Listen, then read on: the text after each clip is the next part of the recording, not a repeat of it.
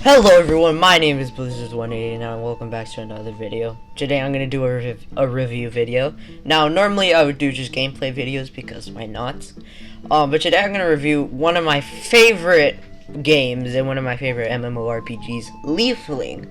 Now this review is going to consist of, I'm going to be reviewing the graphics, control, story, length, personal enjoyment, and overall rating. And I'll be doing it in that order, and I'll be doing with It's Glopped. So you can go search him up on YouTube if you really want to, but yeah. Introduce yourself. Oh, hey, it's Clapped. I'm just do gaming videos on my channel and everything. So yeah, have a fun time. So let's start with the graphics. Alright, so I'll let you get the first opinion, and then I'll go. So yeah, give your graphics opinion. It's Glopped.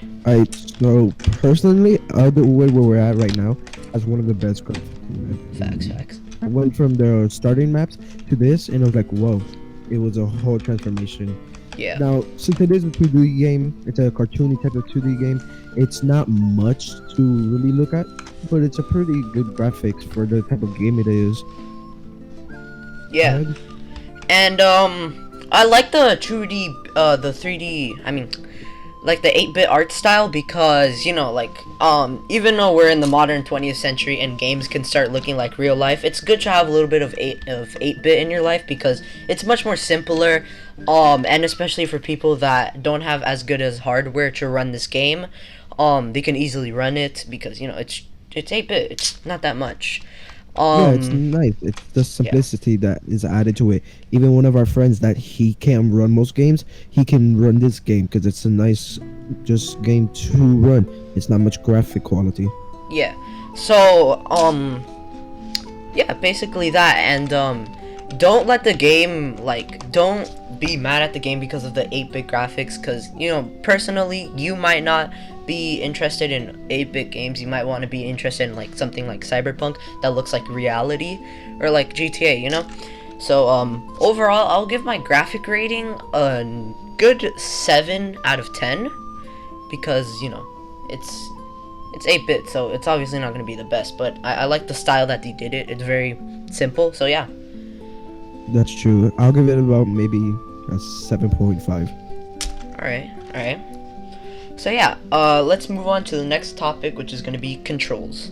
So there has been a little bit of a change in plans. We're actually going to continue with, instead of controls, we're going to do beginner stats because that is a very key important thing for new players.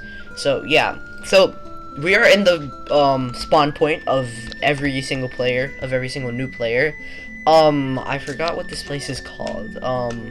Hey, do you remember what this place is called? Something, I think it's called something shore. Yeah, so this is where you start. You can get a few starter quests here. This is a statue. I forgot what it's called, but you can set your respawn point here, so whenever you die, you keep all your stuff, so it's fine. So whenever you die, you can respawn here and restore vitality, which means that if you're super low health, then you can upgrade your health. And I'll put a screenshot right now of what it looks like when you're first starting off, because I'm a warlord, I believe. Yeah, I'm a warlord right now, which is super advanced class.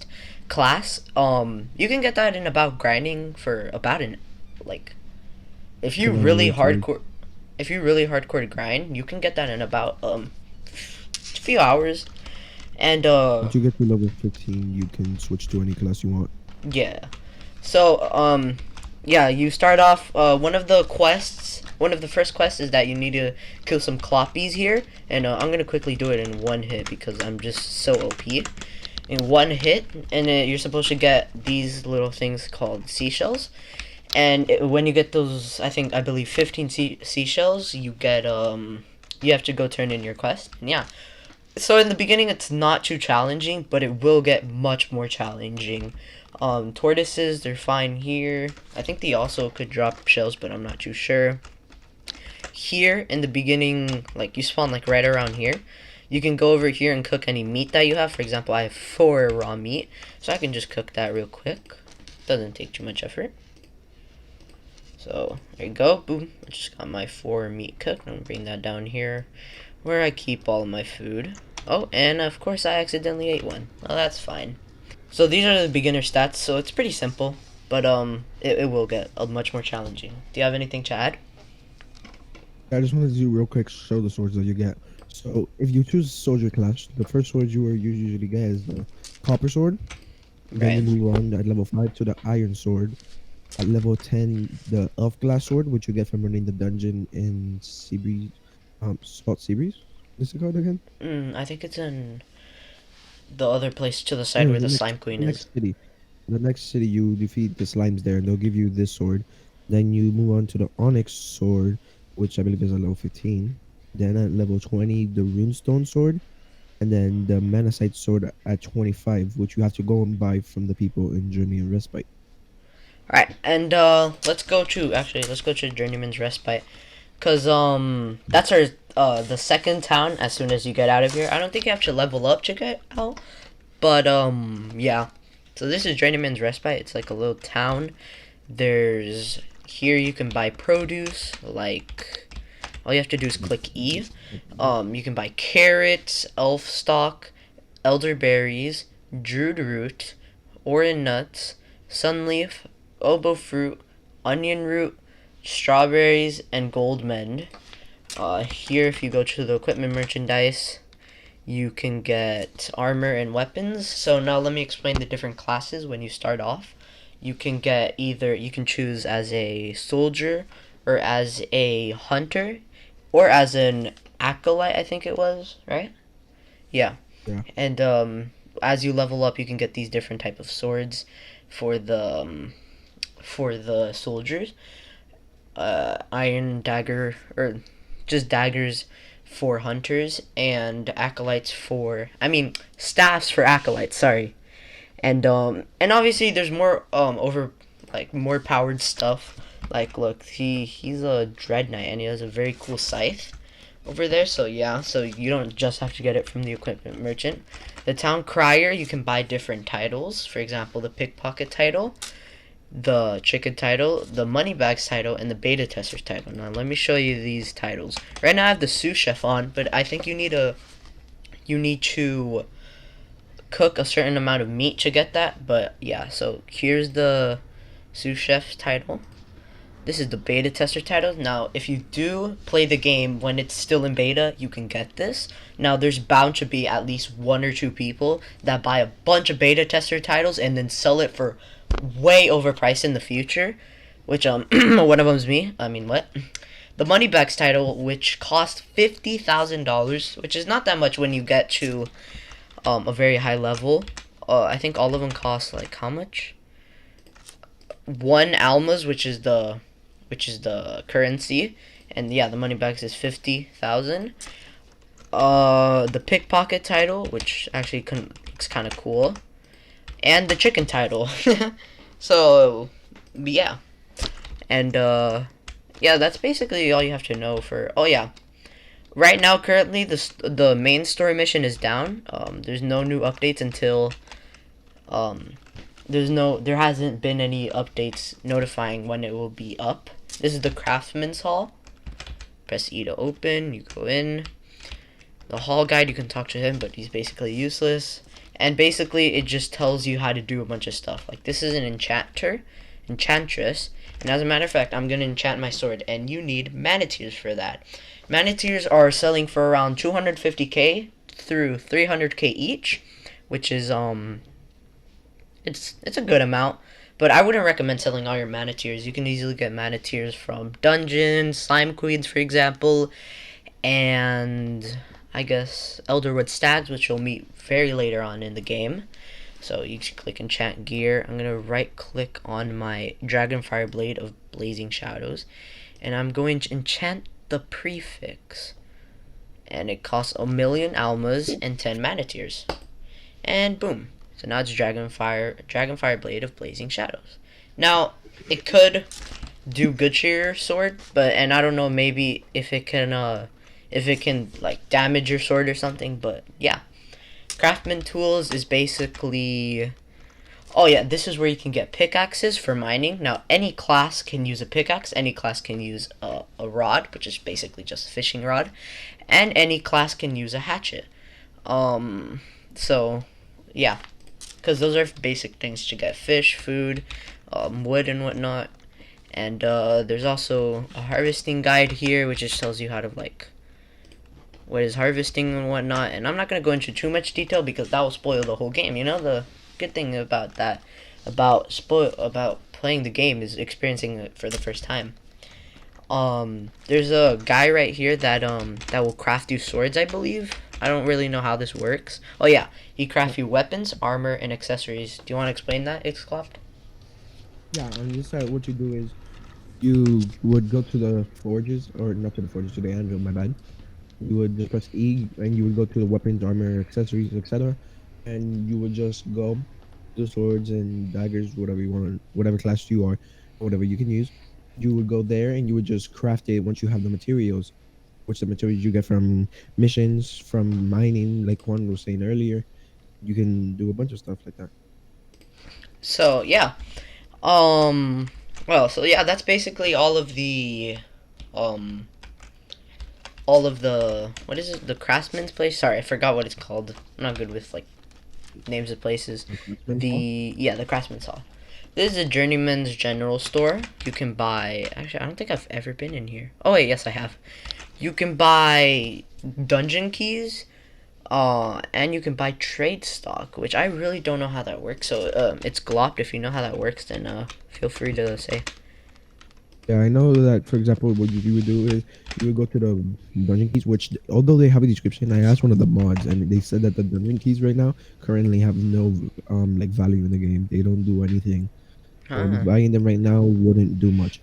You Huh. can also sell stuff to it, to him. I mean, what you would do is you would go to one of the items and you would just right click, and then once you right click, it says, "Do you want to sell it?" And then you press yes, and it'll sell it to him for however much he wants to buy it for. All right. This is a pretty It's useful really cool. place. I bought a gold dungeon key just in case it's good in the future. So this house here doesn't really have a use. The door is locked. It's probably under construction right now. This is the training dojo. Now this place lets you change your class when you're level 15. For example, you can change to an alkalite, and when you change, you can be different alkalite classes. If you're not a soldier, you can change to a soldier, and then you can be something like a warlord, which warlords actually have really good attacks. For example, they have like this spinning wheel of blood of death. It's pretty cool. You can also become a hunter, and you speak to Ivan for that. And there's different sets of hunters. Obviously, each one has its own set of perks, like the spell book. And we'll get more into the spell book when we go to the controls. When we start getting into controls. So I believe there's one or two more. Yeah, two more things that there's here in one of the beginning towns. So the fashion parlor actually just had a very recent update. So this is the fashion parlor. You can get whoa, oh there you go. You can get different haircuts here for free, and if you chose a female character, you can you can get your different haircut here, fully dyed and whatnot. You can even change. It even changes your skin color too to your liking. So yeah. So now before I go to the next level, or like the next story, I'm gonna talk about the Crystal Bazaar, which is it costs real money, and basically you can buy crystals, and those crystals is this game is not pay to win. It's just like cosmetics, so it's not gonna do you any good. It's just to make you look cool, you know. And if you're really generous, you can buy crystals and buy a suit and give it to your friend. For example, my friend, I'm not going to say his IGN because just in case he doesn't want to. Um, just in case he doesn't want his IGN to be out there in the public. But he gave me this pretty cool flaming dragon like fire suit, which I think looks epic, right? So yeah. So yeah, if you want to buy crystals, you can do that, or you can just buy it, or you can buy an elite status for 20 bucks, which basically gives you a cool circle and a big elite over your head, kind of like the titles but cooler. So yeah. Let's see. There's these are the cosmetics that you can buy. As you can see, you can choose from a nice wide variety of 9, I believe here. Yeah. There's another floor that you can choose from. This is the one that I got because it looks pretty cool. There's a bunch of other ones. This one, like this dragon one, would go really good with the Dragon Slayer class, which is a very hard quest, but yeah. What else? I think there's a third floor. No third floor. But yeah, those are about 18. Yeah, 18 cosmetics that you can choose from. There's one more place that we do have to explore here in the beginner town. And that place is called a portal. Now I'm not too sure on how the portal works and how the portal keeper, does that. But yeah. You need to buy a portal ticket, and it's like an event dungeon. So Itzglop knows a little bit more about that. So explain to us. So what you would do is go to the portal keeper. I mean, my bad. Go to where it says purchase tickets, and then he will give you one portal ticket for 25 grand, which isn't that much when you get to the bigger levels. So what you would do is you would go into the portal, press enter, and then it would actually show you the boss. Now, that's one of the nice surprises in the game to see the boss. I personally haven't even seen it yet. So, you can go check that out for yourself. And yeah. So, I guess that, ends it for the beginner stats part. So, let's head on over to the controls. So, on to our next part, is going to be the controls part. Now, obviously, the controls are simple. W for forward, A for side, D for right, and S for down. Now, you can press I for inventory. You can click here for the spell book, and you can set different spells to your liking in these little slots. So, for example, since I'm a warlord, I have this cool blood thing. There's a dash to make you go faster. There's a throwing axe. There's a shockwave that stuns the opponent or whoever you're fighting, a slime or whatever. There's enrage, which basically just makes you shoot fire, which is pretty cool. Decimate, which I really don't know what this does, and I don't know how to use it. There's pain tolerance here. I don't know. It just makes you immune. And warlord tears, which I don't know what it does either. But it's gonna look very different for you if you just start off the game right off the bat, because I'm a much higher class. So yeah.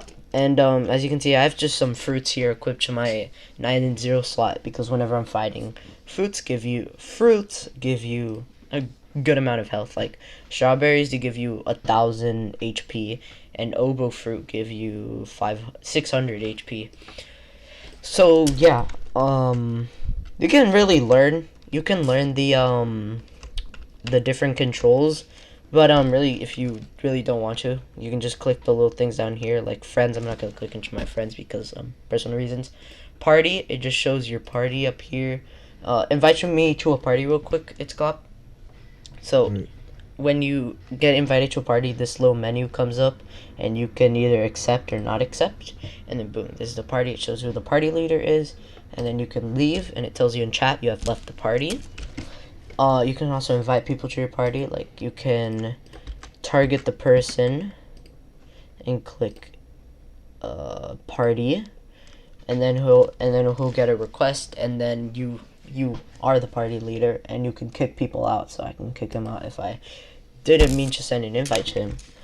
So yeah, that's pretty much it for the controls. Now let's get on to the story part.